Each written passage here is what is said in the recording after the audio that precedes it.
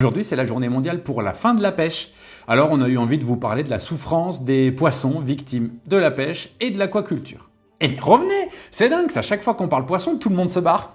Poisson, barre. Celle-là, elle est cadeau. Non mais c'est vraiment dommage, hein. C'est pas parce qu'ils ne nous ressemblent pas, qu'ils ne crient pas, qu'ils n'en ressentent pas d'émotion ou de souffrance.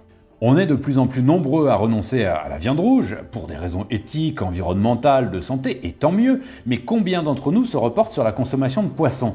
Je vais vous dire un truc complètement fou, qui montre bien à quel point on s'en tape royalement des poissons, c'est qu'on ne sait pas tout simplement combien sont tués chaque année. Donc on fait des estimations, non pas en nombre d'individus, parce qu'une sardine et un thon, c'est pas tout à fait le gabarit ni le même poids, mais des estimations en tonnage. On ne dit pas « j'ai extrait 200 000 maquereaux et 25 000 dorades », mais plutôt « j'ai sorti 50 000 tonnes de poissons, ma petite dame ». Indistinctement, ça passe mieux avec l'accent marseillais. Au final, on a zéro idée du nombre d'individus concernés, ce qui en dit long sur notre capacité d'empathie.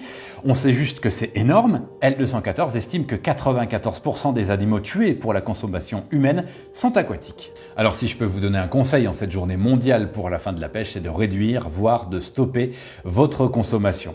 Si vraiment le goût vous manque, il y a des alternatives végétales qui reproduisent extrêmement bien les rillettes de thon par exemple ou les tranches de saumon fumé. Essayez, vous verrez, elles sont super bonnes en plus. Et si vous considérez que je vous ai menti, vous pouvez laisser un commentaire désobligeant sous cette vidéo. Ah, il a pas de cheveux lui! Eh ben si, ici!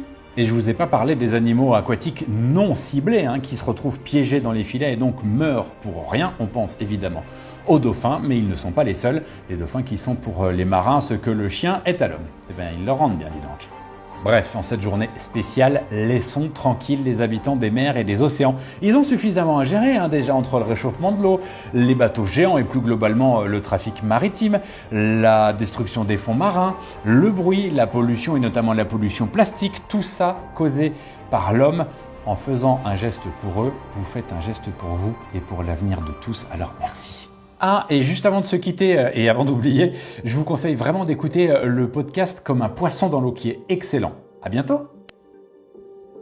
Ah, il n'a pas de cheveux lui.